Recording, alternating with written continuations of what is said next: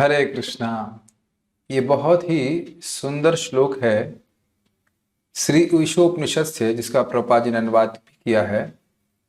और इसका विषय है कि मृत्यु के समय क्या काम आएगा।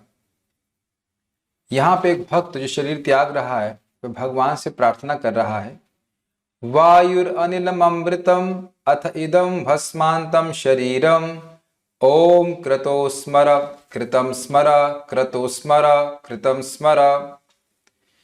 कह रहे हैं, भगवान वायुर अनिलम, मेरी जो प्राण वायु है वह अनिलम अर्थात इस जगत में जितनी भी पूरे ब्रह्मांड में जो वायु है उसमें लीन होने वाली है।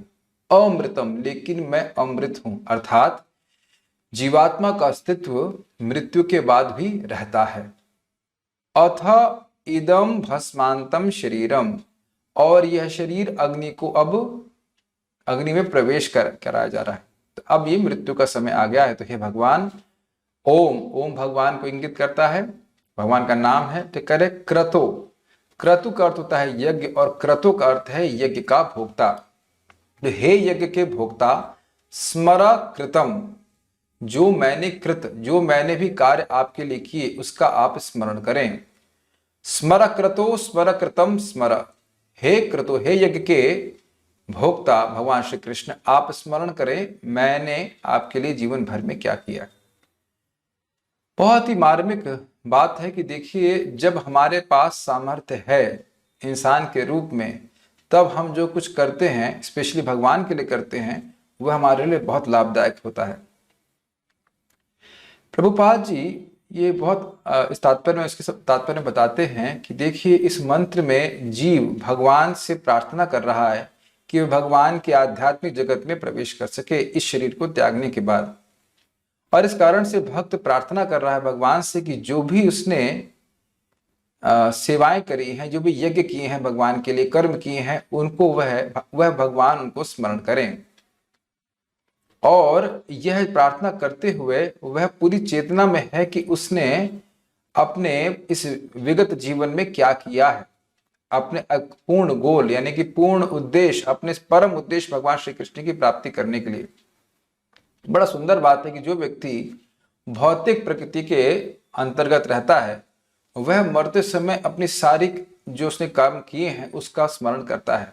ये बड़ी रुचिकर बात है कि देखिए, पशु इस प्रकार से याद नहीं रख पाते क्योंकि उनका जो मन है वो बहुत ही परिपक्व नहीं होता है। लेकिन जब इंसान मरता है तो उसके लिए जीवन, जो जिसने जीवन में जो भी कार्य किए हैं वह एक स्वप्न की भांति सामने से चलते हैं। और क्योंकि उसने जीवन भर कार्य किए हैं भौतिक, तो उसका मन भी भौतिकतावादी विचारों से परिपूरित रहता है और इस कारण से वह आध्यात्मिक जगत में नहीं पहुंच पाता। ये समझ पा रहे हैं, जीवन भर काम किए भौतिक, इस कारण से मन में भौतिक संस्कार हैं और वही संस्कार उमड़ते हैं मृत्यु के समय, और इस कारण से वे आध्यात्मिक जगत में प्रवेश नहीं कर पाता है आध्यात्मिक शरीर के साथ। लेकिन जो भगवान श्री कृष्ण का भक्त है वह भगवान के प्रति प्रेम से अप्लावित रहता है। क्यों रहता है, प्रयास पॉइंट ये, वह क्यों ऐसा रहता है? क्योंकि उसने अपने जीवन में भक्ति का अभ्यास किया है। और बड़ी सुंदर बात प्रभुपाद जी कहते हैं कि यद्यपि मृत्यु के समय भगवान का भक्त वह जो उसने सेवाएं करी हैं भगवान के प्रति वह भूल जाए, लेकिन भगवान उसको नहीं भूलते हैं। तो ये प्रार्थना है भगवान के प्रति भक्त की कि जो भी उसने कुछ किया है वह इसको स्मरण करे। और अगर इस प्रकार की प्रार्थना नहीं भी की जाती है तब भी भगवान अपने भक्त की सेवा को नहीं भूलते हैं। अभी बहुत महत्वपूर्ण है कि देखिए, जो व्यक्ति भगवान श्री कृष्ण का नाम उच्चारण कर रहा है उसके बारे में तो भगवान स्वयं ही कहते हैं आदि पुराण में कि जिसने मेरा नाम कभी भी कैसे भी किसी तरह से उच्चारण किया है उसके नाम को मैं कभी नहीं भूलता। तो यानी कि इससे हमें शिक्षा क्या प्राप्त है, इसका हमारा जप से क्या संबंध है? देखिए, जब से संबंध है कि यहाँ पे शब्द है क्रतो, मतलब यज्ञ के भोक्ता, और कृतम मतलब जो भी यज्ञ मैंने किया है उसको आप स्मरण करें। तो आप समझ सकते हैं कि हम अब कौन सी यज्ञ की बात कर रहे हैं। शास्त्र में बड़ा स्पष्ट लिखा है कि न नाम सम यज्ञ, न नाम सम व्रत, न नाम सम दानम। भगवान के नाम उच्चारण के समान न तो कोई दान है, न कोई यज्ञ है, न कोई व्रत है, न कोई तपस्या है, कुछ भी नहीं है। तो जीवन में इसको सबसे बड़ा अपनी उपलब्धि मानते हुए व्यक्ति को करना चाहिए ताकि मरते समय भगवान को हम कुछ कह सके, भगवान ने हमने इतना नाम जप किया है। अब कोई व्यक्ति सोच सकता है कि भगवान मेरा नाम जब कहाँ सुनते होंगे, कहाँ ध्यान रखते होंगे। तो देखिए प्रभुपाद जी 7:1-25 श्रीमद् भागवत में इसको वह तात्पर्य बताते हैं कि कोई असुर भी अगर बोलता है कि कृष्ण चोर है, कृष्ण अच्छा आदमी नहीं है, तो कृष्ण ये गिनते हैं कि उसने कितनी बार कृष्ण बोला। समझ रहे हैं बात?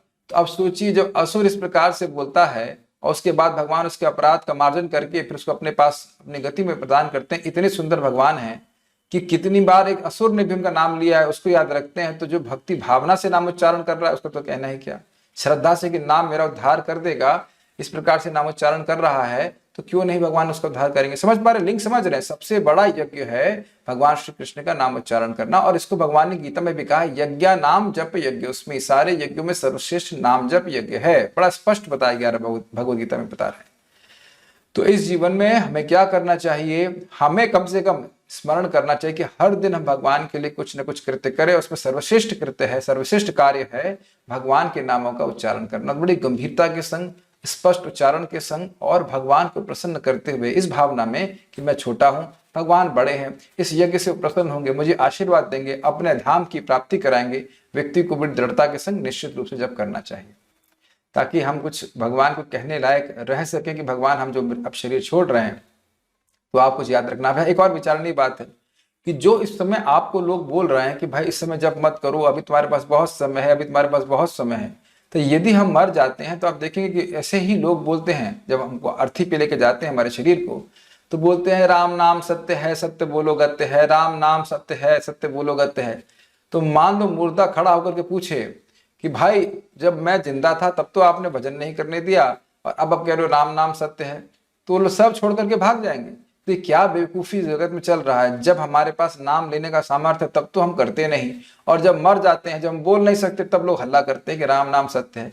तो देख सकते हैं कि ऐसे मूर्खों की बात नहीं सुननी चाहिए। जब हमारे पास सामर्थ्य है बोलने का, स्पष्ट बोलने का, तो हरे कृष्ण मंत्र बोल करके अपने आध्यात्मिक जगत में जो प्रवेश है उसको सुनिश्चित करना चाहिए। हरे कृष्णा।